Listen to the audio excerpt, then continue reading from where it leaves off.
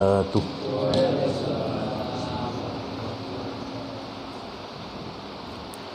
Innal hamdalillah nahmaduhu wa nasta'inuhu wa nastaghfiruh wa natubu ilaihi wa na'udzu billahi min sururi anfusina wa sayyiati a'malina may yahdihillahu fala mudilla lahu wa may yudlil falan tajida lahu waliyyan mursyida. Asyhadu an la ilaha illallah wa asyhadu anna Muhammadan abduhu wa rasuluh. Allahumma salli wa sallim ala nabiyyina Muhammad, amma ba'du. Kaum muslimin jamaah rahimani wa rahimakumullah. Alhamdulillah, pada Kamis malam ini, yaitu malam Jumu'ah, kita kembali atas izin Allah menganugerahkan waktu untuk menuntut ilmu. Pembahasan dari kitab Minhajus Salikin, di mana kita akan melanjutkan pasal berikutnya, masih dalam tema yang sama, tema thaharah, yaitu bersuci. Kemarin kita telah mengambil poin simpel dan ringkesnya dari masalah air, maka sekarang tempatnya, ya, tempat untuk biasa digunakan mewadahi air. Maka di sini As-Syaikh As-Sa'di rahimahullah menyebutkan babul aniyah, yaitu bab aniyah. Kalau pendekatan secara Indonesianya paling gampang ya bejana. Bejana, baskom, ya, piring, gelas dan sejenisnya. Di poin yang ke-14 beliau sampaikan wa jami'ul awani mubahatun. Seluruh bejana pada asalnya diperbolehkan. Artinya apa? Materialnya. Zaman dulu ada tempat air dari kulit umpamanya. Hari ini pun masih ada apa enggak dari kulit? Lek umpama seenak ya bisa jadi. Hari ini banyak bejana atau tempat air dari plastik. Kalau zaman dulu kan belum ada. Nah, mungkin ada lagi material yang dari stainless dan seterusnya.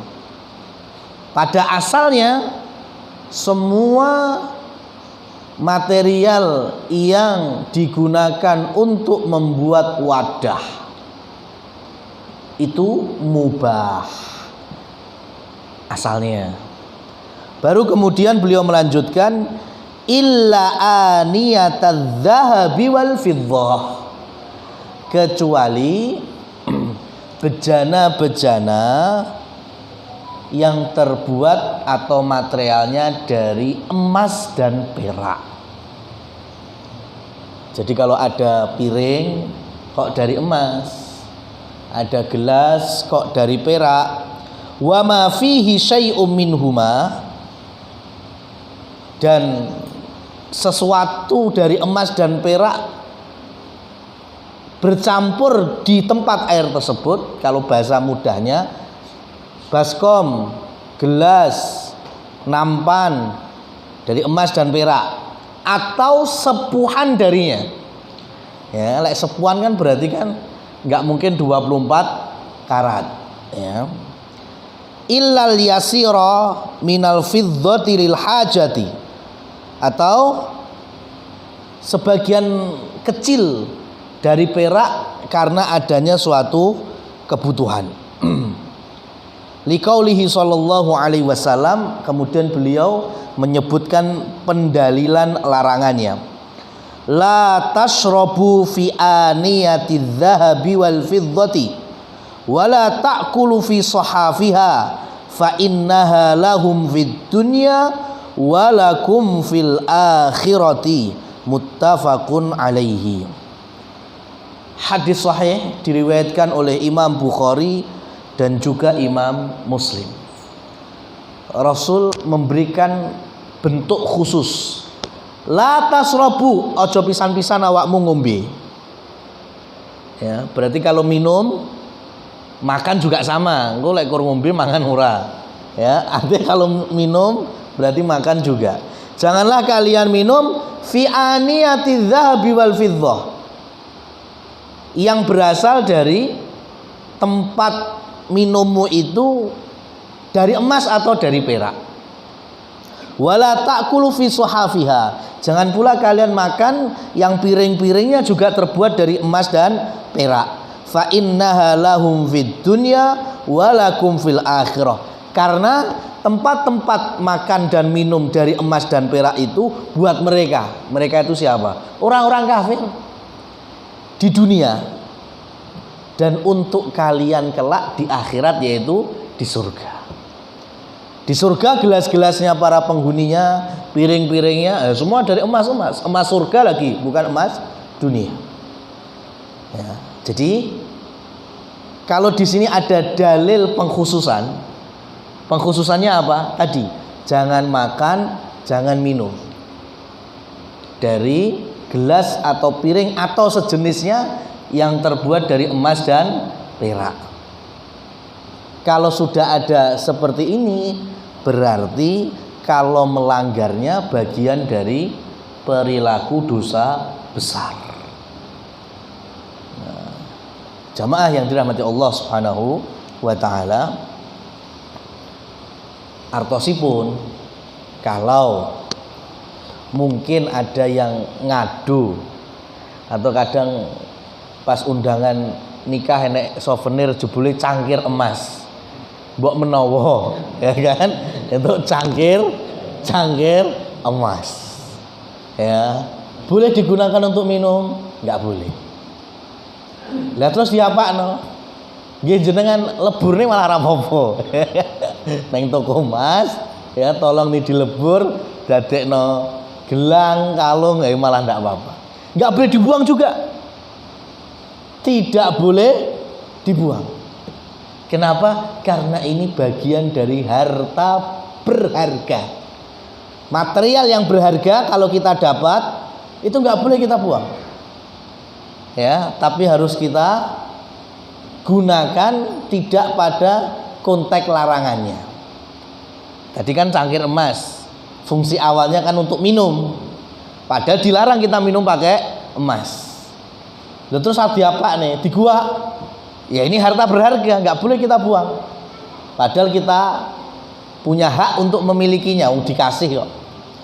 Lah terus piye? Ya silahkan, bisa dirubah kok. Kalau benar-benar emas, di toko emas kan bisa dirubah bentuknya. Ya, mau dijadikan emas batangan, mau dijadikan kalung, cincin juga bisa. Nanti mungkin dari keluarga kita yang perempuan bisa mengenakannya. Ini salah satu caranya. Seperti hanya meskipun perkara-perkara yang haram, ya, atau bahkan sudah masuk di ranah kesyirikan. Ya, man ta'allaqa tamimatan faqad asyraka. Siapa yang mengalungkan atau apa istilahnya, menaruh jimat atau sejenisnya, susuk atau sejenisnya, susuk kecantikan, susuk penglarisan, tapi ternyata material susuknya itu emas. Jarum ya jarum dari emas, paku ya paku dari emas, ya kan? Ini kan bagian dari harta berharga. Ya, kita langsung buang, nggak boleh kita langsung buang. Kalau benar itu bagian dari interaksi manusia dengan bangsa jin, dengan keyakinan mampu mendatangkan manfaat, contohnya tadi penglaris, pengasihan. Berarti kan di dalam susuk sing bentuknya paku, dom, ya itu kan nenek khodami ceritanya, ya kan, ada jinnya. Berarti harus kita bersihkan dulu dengan kita ruqyah. Kita bacakan ayat-ayat Quran, sudah selesai, baru kita bawa ke toko emas. Jaluk tulung dilebur, Mas. Ojo dadi keris neh, ojo dadi paku neh, ojo jadi dom neh. Terserah mau dibikin bentuk apa. Ya, baru nanti kemudian kita fungsikan di fungsi yang mubah. Nah, ini juga sama. Kalau kita dapat cangkir emas, piring emas, wajan emas, ya seperti itu. Nah, jamaah yang dirahmati oleh Allah Subhanahu wa taala, Rasul sudah memberikan motivasi, fa innaha lahum fid dunya wa lakum fil akhirah. Sesungguhnya yang model-model gelas piring emas kuwi dinggo wong-wong kafir sing ning donya, tapi buat kalian di akhirat.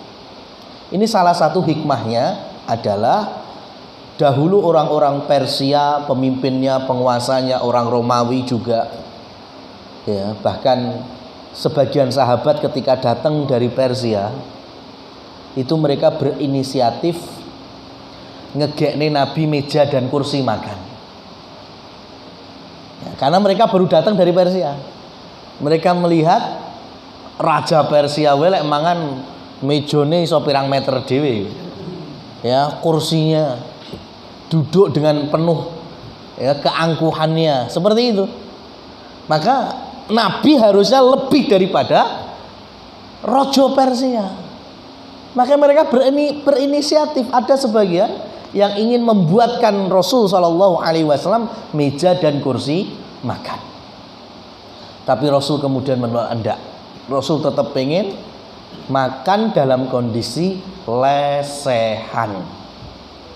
Ya, tapi bukan berarti mangan neng meja kursi ora oleh, ya. Silahkan, boleh-boleh saja. Yang enggak boleh adalah sebagaimana orang-orang Persia, ya, tokoh-tokoh Persia dan Romawi, mereka makan dengan setel angkuh, dengan setel sombong. Lah itu yang enggak boleh. Neng trimo meja kursi ya biasa, enek sopan santunnya ya silahkan. Ini bukan dari pelanggaran syariat, ya. Dan di Jawa pun kan ada unggah-ungguh itu loh. Kowe lek mangan posisimu ngene, lagi sik patut.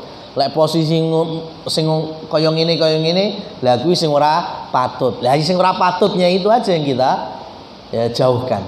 Karena ini bagian dari uraf. Nah, sekarang pertanyaannya, kalau Rasul Shallallahu Alaihi Wasallam memberikan pengkhususan, dilarang makan dan minum dari barang-barang terbuat dari emas dan perak, bagaimana kalau selainnya? Artinya mangkoke atau piringnya itu bukan untuk makan, ya, bukan untuk makan, tapi untuk yang lain. Boleh atau tidak? Ya kan? Contohnya gelas tadi, cangkir tadi, Mama. Dapat hadiah cangkir emas. Buat minum enggak, buat makan juga enggak, ya. Difungsikan yang lain. Buat apa, Mama? Umpamanya buat wadah jimpitan, umpamanya, ya kan? Ya, ini wonge jimpitannya adae cangkir emas. Ya kan? Ini kan terbuat dari emas. Boleh apa enggak? Boleh. Selain buat makan dan minum, boleh. Kenapa? Karena hadisnya bentuknya sifatnya khusus. Khususnya untuk apa? Makan dan minum. Artinya selain untuk makan dan minum, sah-sah saja. Contoh, jenengan dapat pulpen emas, ya kan? Oh, hari ini ya neng Gramedia ya didol. Ya, itu bukan tintanya sing emas, pulpennya tutupnya biasanya ada sedikit emasnya itu. Boleh nggak kita gunakan? Gunakannya untuk apa? Untuk nulis kan? Boleh-boleh saja. Karena yang dilarang itu yang sifatnya buat makan dan minum. Kalau untuk laki-laki yang sifatnya pemakaian cincin, kalung, gelang, nah itu memang ada juga hadis larangannya. Artinya selain itu sah-sah saja. Dalilnya apa? Dalilnya yaitu hadis Ummu Salamah radhiyallahu anha. Ummu Salamah itu punya juljul. Juljul itu lek zaman Nabi itu keluntung unta. Bentuknya mirip kayak keluntung sapi. Kur gak enek kelinding-kelindingnya itu. Ya, itu juljul. Biasanya dikalungkan di leher-leher unta. Ya, sama lek biasanya keluntung sapi kan ke kuningan.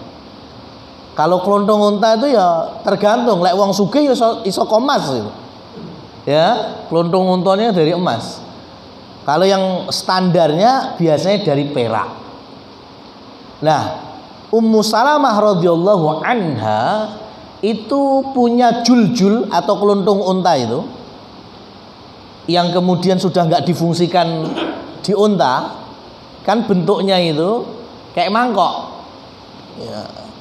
Artinya bisa buat wadah yang lain. Lek diwalik gini itu bisa untuk wadah yang lain. Dan itu terbuat dari perak. Maka sama Ummu Salamah beliau fungsikan sik zamane Nabi SAW sugeng, beliau masih sehat walafiat. Ummu Salamah kalau menyisir Rasul, karena Ummu Salamah salah satu istri Nabi, itu kalau ada rambut Nabi yang gogrok, yang rontok, itu ditaruh di tempat itu. Ya, jadi ditaruh situ sampai Rasulullah SAW sedo suwargi SAW. Nah, setelah beliau wafat, rambut Nabi yang dulu rontok-rontok pas dijungkasi itu masih di juljulnya itu. Difungsikan untuk naruh atau menampung rambut Nabi yang rontok. Ya. Dan kalau ada sahabat yang sakit atau siapa saja yang di zaman itu sakit, itu sama Ummu Salamah diberi satu helai ya. Sapa sing lara dikei siji. Ya, kemudian diminta untuk nyelupkan ke air terus diminum. Berdoa kepada Allah. Nah, ini bagian dari tabarruk dengan Rasul sallallahu alaihi wasallam. Dan zaman dulu sahabat biasa, jangankan helai rambut ya, bahkan air ludahnya. Tapi ini hanya khusus dari Nabi sallallahu alaihi wasallam. Enggak bisa orang lain, Pak. Ya, gak iso mamane ombe bekas sopone ngono to, langsung kemudian dienggo obat. Ya, atau tokohnya rambutnya dicelupne ning banyu sing wis ra nate adus setahun, aduse pas suronan tok mamane. Terus rambutnya dicemplungne dienggo obat, tambah dadi insyaallah larane. Marine sih ora. Ya, kan memang itu khusus Rasul sallallahu alaihi wasallam. Lah, kembali ke permasalahan tadi. Permasalahannya kan bejananya tadi, juljulnya tadi. Dari perak. Tapi dimanfaatkan untuk menaruh beberapa helai rambutnya Rasul sallallahu alaihi wasallam. Boleh, buktinya Ummu Salamah melakukannya. Ya, karena yang dilarang hanya dalam perkara makan dan minum. Ya.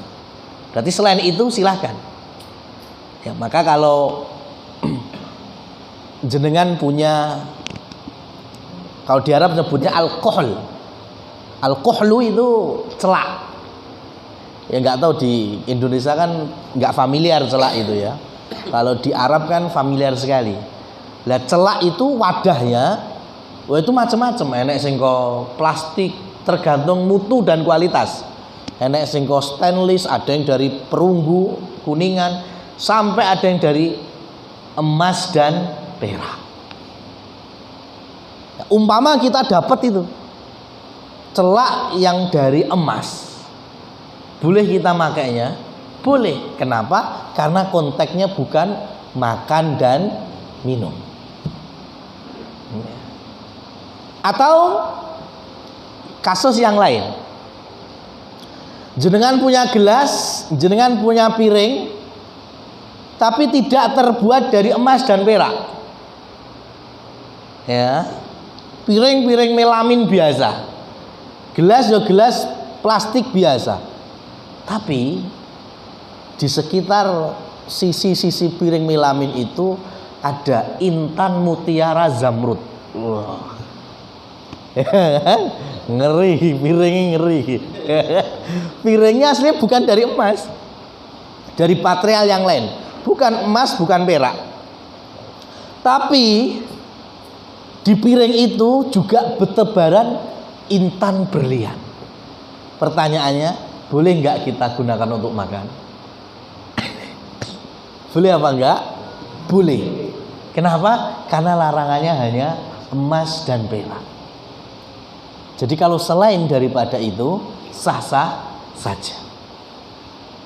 Nah, di sini yang tidak disepakati oleh para ulama, pendapat dari As-Syaikh As-Sa'di rahimahullah tabaraka wa taala, yaitu ketika beliau menyebutkan illal yasira minal fiddati lil hajah, yaitu meskipun sedikit, ya meskipun sedikit, kalau itu tetap menggunakan perak untuk sesuatu kebutuhan, dihukumi yo mancine wajane piringe perak. Padahal sebagian ulama, dan ini pendapat yang lebih rojih, enggak. Kalau kasusnya memang kebutuhan, bukan asli pembuatannya. Contohnya panci.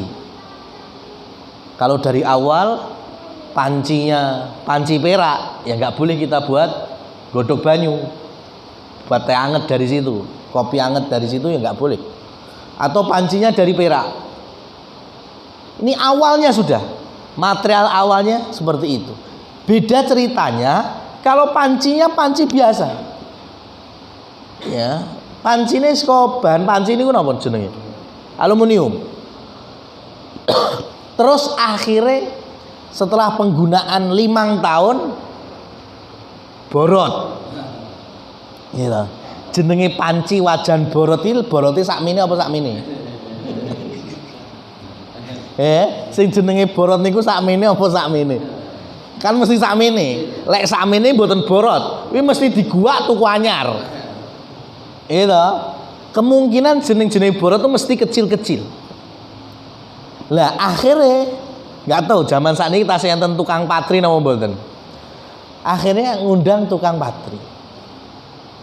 Njaluk tulung piye carane iki aja borotne. Akhirnya sama tukang patrinya ditambal ya. Dan nambahnya pakai perak. Lah ini judulnya, pancinya tetap panci perak apa panci aluminium tambalan perak? Ya kan? Panci aluminium tambalan perak. Ya, nggak bisa kita sebut panci perak. Kuwi lek tenan nganggo perak, kadang yo nggak sampai nganggo perak.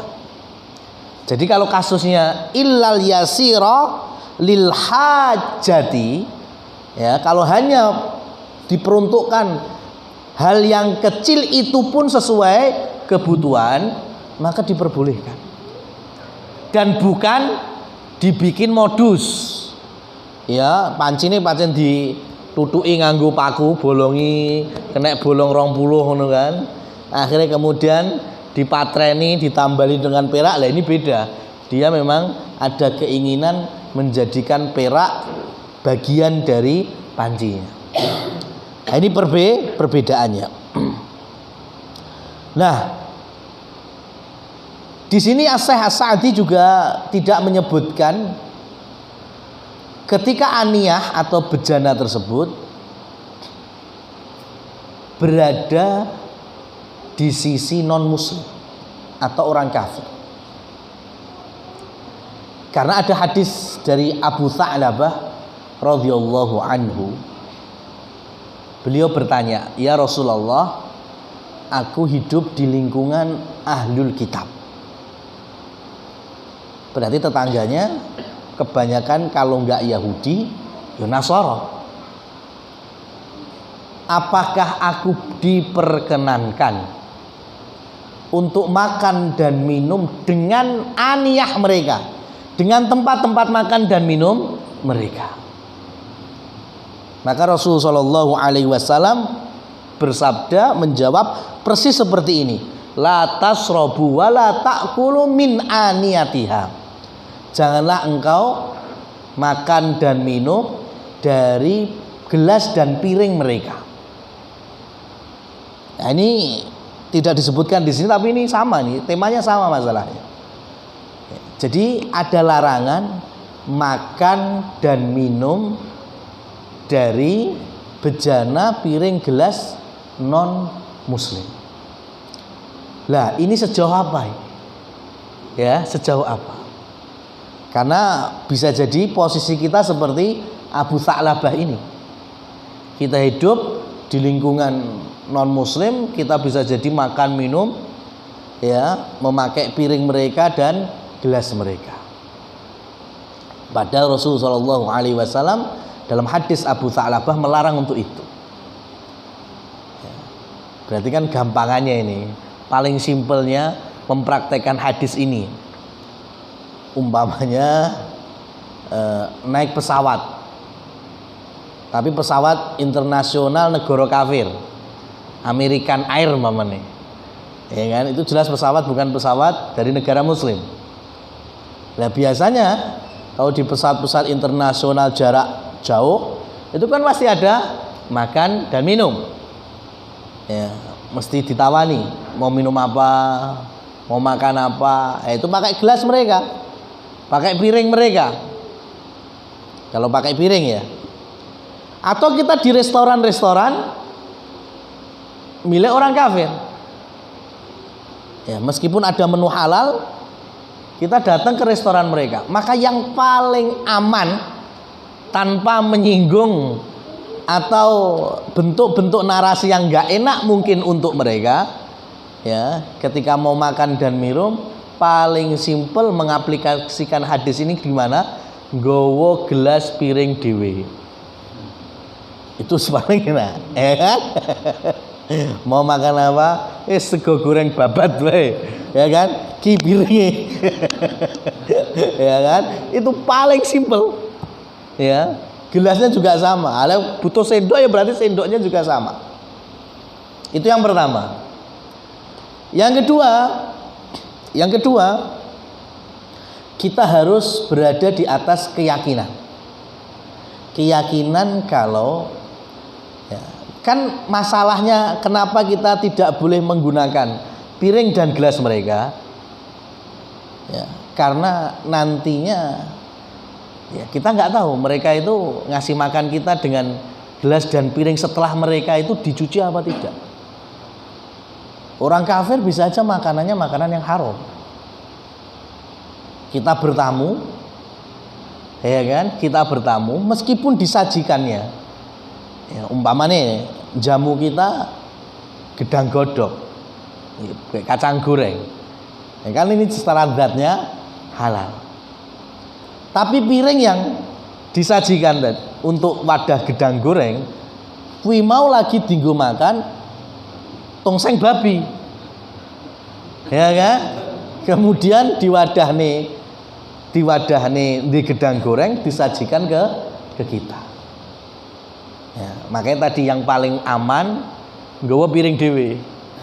Ya. Pengen gedang goreng apa kacang godhog? Terus kabeh tokno, tapi nganggo piringku dhewe ya. Enek tamu kaya ngene. Ya. Kalau enggak, kita harus berada di atas keyakinan.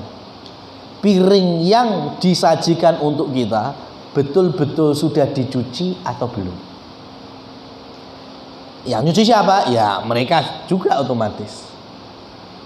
Kalau kita yakin bahwa piring yang digunakan untuk kita sudah dalam kondisi bersih, sudah dicuci, maka kita boleh menggunakannya, boleh makan darinya atau meminum dari gelas mereka dengan keyakinan kalau sudah dicuci. Ya. Berbeda ceritanya kalau kita nggak yakin, ya, nggak yakin, wah ini kayak urung diumbah, urung disahi atau sejenisnya, maka kembali ke hukum asalnya, dilarang. Nah ini kalau memang kita jajan ke bakul mamanya sego goreng Tapi ya nek sego goreng babi, sego goreng guguk, ya seperti itu. Nah, kita harus bilang kepada bakule, Pak, nek sampean engko meh masak ning nggon aku, tulung wajane ya, atau yang biasa digunakan untuk masak harus dicuci terlebih dahulu. Karena sebelumnya tadi pasti ada potensi terkena material-material makanan atau menu yang haramnya. Kalau kita yakin sudah dicuci kemudian masak untuk kita, boleh dan kita sah untuk memakan darinya. Ini kalau kita bicara boleh apa? Enggak. Lek bakul sego goreng sak kecamatan yo kuwi. Ya kan? Tapi lek umpama ternyata wong sagang bakul sego goreng sing muslim yo akeh. Ya berarti kan kembali ke urufnya, karena kita muslim, kita belanja kepada orang-orang yang muslim dan tahu masakannya masakan yang halal. Nah, ini jelas lebih bagus, lebih warok, lebih menjaga keselamatan agama kita. Tapi lek tadi kasusnya orang nek bakul kejaba sing kaya ngono kuwi, ya kalau kita pengen pesen ya caranya kayak tadi. Tulung dicuci, dibersihkan terlebih dahulu. Baru kemudian kita boleh makan dari masakannya yang memang halal tersebut. Barakallahu fikum. Jamaah yang dirahmati Allah Subhanahu wa taala. Itu terkait dengan aniyah. Kemudian beliau juga menyebutkan babul istinja'i wa adabu qadha'il hajah, yaitu perkara istinja ya, artinya bersuci setelah kita buang air. Dalam fikihnya itu ada istinja, ada istijmar. Ini sebetulnya kalau istilah Indonesianya sepodo wae, cebok gitu aja, ya kan, wawi. Cuma nanti kita tahu bedanya apa. Dan adab buang hajat. Beliau menyebutkan di poin yang ke-16, yustahabbu idza dakhalal khala'i, disunahkan, dianjurkan ketika masuk WC, an yuqaddima rijlahul yusra, supaya mendahulukan kaki kiri terlebih dahulu. Wa yaqul bismillah. Berarti bilang bismillahnya masih di luar toilet. Sebelum di dalam toilet, bismillah. Dan di pertemuan yang lalu telah kita sampaikan bahwa selain di dua posisi atau dua kondisi, ya, semua lafadz menyebut nama Allah hanya sampai berhenti di bismillah. Kecuali ketika kita mau baca Quran, baca surat-surat baru, kecuali surat Baro'ah atau At-Taubah, nah itu semuanya harus kita awali dengan bismillahirrahmanirrahim, lengkap. Ya, lengkap. Yang kedua, ketika kita nulis surat, nulis buku, nulis apapun itu, dianjurkan kita menuliskan terlebih dahulu lafal bismillahirrahmanirrahim. Ini bentuk kita mencontoh Nabi SAW ketika beliau menulis semua surat-suratnya. Dan para ulama ketika punya kitab-kitab, termasuk Syekh As-Sa'di dengan Minhajus Salikin, ini juga diawali dengan bismillahirrahmanirrahim. Selain di dua hal ini tadi, kita cukup menyebut basmalah hanya sampai bismillah. Ketika mau masuk toilet cukup bismillah. Mau ditambahi doa silahkan. Nanti juga ada doanya disebutkan ini. Allahumma inni a'udzubika minal khubuthi wal khaba'is. Saya sampaikan dua bentuk bacaannya. Dua-duanya benar. Yang pertama tadi, Allahumma inni a'udzubika minal khubuthi wal khaba'is. Yang perlu digarisi khubuthi. Cara yang kedua, doanya mau masuk toilet, Allahumma inni a'udzubika minal khubthi wal khaba'ith. Bedanya cuma di satu kata tadi. Ada yang mengucap khubuthi, ya boleh, silakan. Ada yang berucap khubthi, jadi baknya disukunkan. Ini juga benar. Terserah jenengan pengen yang mana. Allahumma inni a'udzubika minal khubuthi wal khaba'is, bener. Mau Allahumma inni a'udzubika minal khubthi wal khaba'is juga benar. Lah emang bedanya apa Ustaz? Beda. Secara arti harfiah beda, tapi secara maknawi atau secara makna besarnya sama. Kita berdoa Allahumma, ya Allah, kami mohon inni a'udzubika, sesungguhnya aku mohon perlindungan diri darimu. Mohon perlindungan, berpasrah perlindungan dari Allah. Berarti kan ada sesuatu yang membahayakan kita. Apa itu? Minal khubuzi. Ini yang biasa kita sebut. Minal khubuzi wal khaba'is. Khubuzi ini artinya setan-setan laki-laki. Khaba'is setan-setan perempuan. Kenapa? Karena di dalam toilet atau tempat kita buang hajat, disitulah mereka tinggal. Mereka punya istana, mereka punya tempat-tempat kesayangan mereka, ya di tempat yang kita buang hajat atau buang kotoran itu. Karena setan gak mungkin suka kebersihan, mereka mesti senang sing reget. Nah, itu bacaan yang pertama.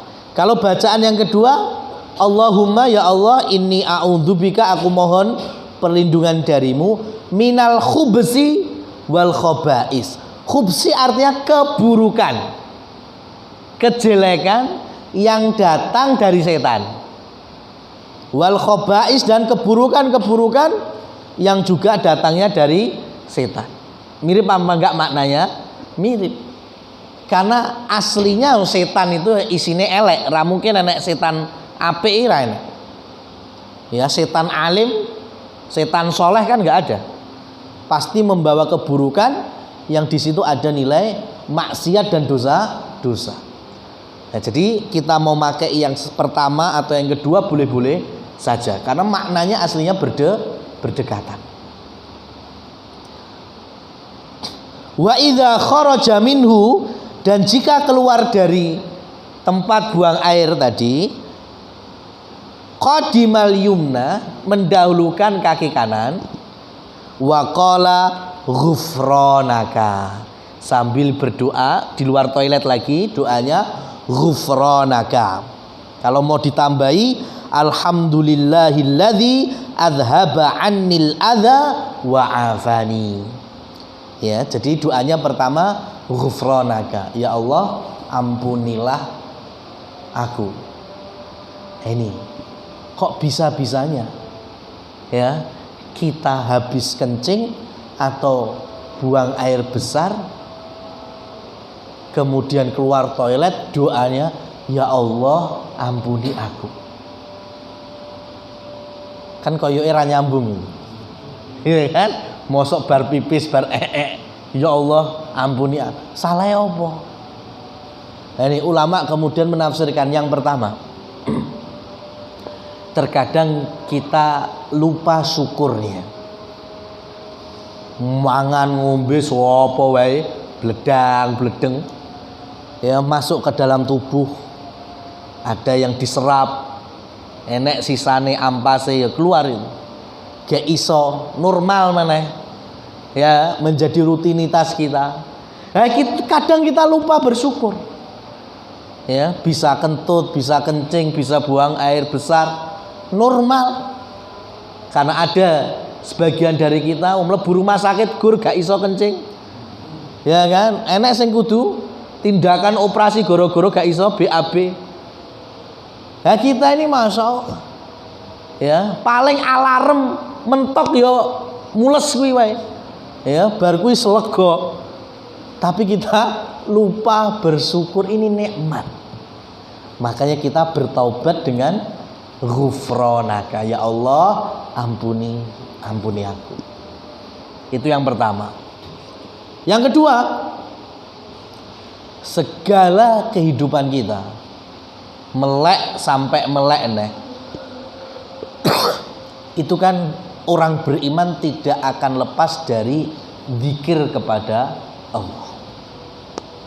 Kita jalan zikir juga bisa. Yang muslimat sambil masak zikir wiridan juga bisa. Tapi selagi kita di toilet, bisa nggak kita wiridan itu? Lek iso malah ra oleh. Ya. Wah, mumpung aku mbek nongkrong iki, duwe wektu zikir, malah gak oleh zikir itu.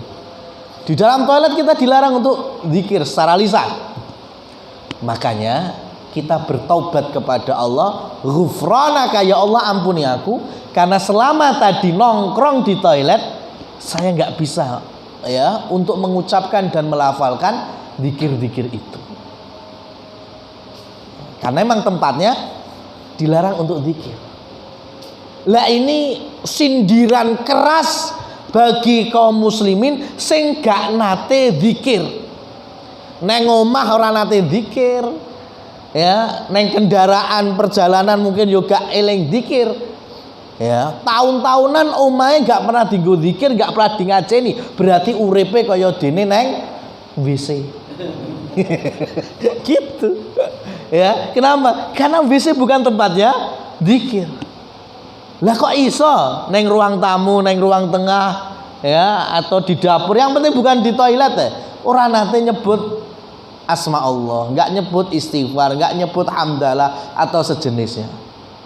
Padahal tempat yang kita memang tidak bisa zikir hanya di toilet. Selain itu kita bisa zikir.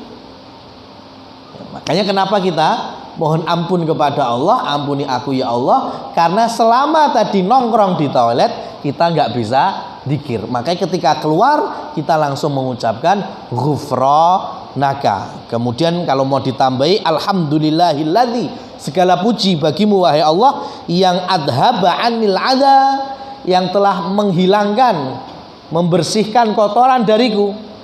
Regete wis ilang, najise wis ilang, wa'afani, dan yang telah mengampuni aku. Karena tadi kan diawali dengan ampunanmu ya Allah untukku. Kemudian ada disebutkan oleh Syekh As-Sa'di di sini, yang ini bagian dari hadis dhaif. Beliau katakan di sini, wa ya'tamidu fi julusi ala rijlil yusra wa yunsabul yumna. Ya. Jadi kalau jongkok, dulu kan toiletnya jongkok. Jadi jongkoknya itu bertumpu, ya, bertumpu di kaki kiri. Ya, kaki kiri sing dinggo lungguhe, kaki kanan tetap jejeg. Itu hadis yang disebutkan oleh Imam As-Sa'di di sini. Padahal hadis ini riwayat Imam Baihaqi dan seluruh ulama hadis kontemporer rata-rata mendhaifkannya. Jadi nggak bisa kita praktekkan. Ya, jadi kalau modelnya sebetulnya bebas, yang penting aman cipratannya dari pakaian kita sudah. Mau pakai sistem seperti apa bebas, dong. Saya kira toilet duduk barang, nggak semuanya jongkok. Jadi kalau di poin ini ya bertumpu di kaki kiri, terus kaki kanan sih tetap ngadeg ngene jejeg, nah itu kalaupun seperti itu ya nggak masalah, ya jenengan prakteknya nggak masalah. Tapi ini bukan harus dikerjakan persis seperti yang ada di dalam hadis yang lemah tadi. Mekaten nggih, wallahu a'lam bishawab. Kita cukupkan sampai di adab buang hajat dan belum selesai, kita lanjutkan di pertemuan selanjutnya. Aqulu qawli hadza aqulu ma tasma'un fa subhanakallahumma wa bihamdika asyhadu an la ilaha illa anta astaghfiruka wa atubu ilaik. Wassalamualaikum warahmatullahi wabarakatuh.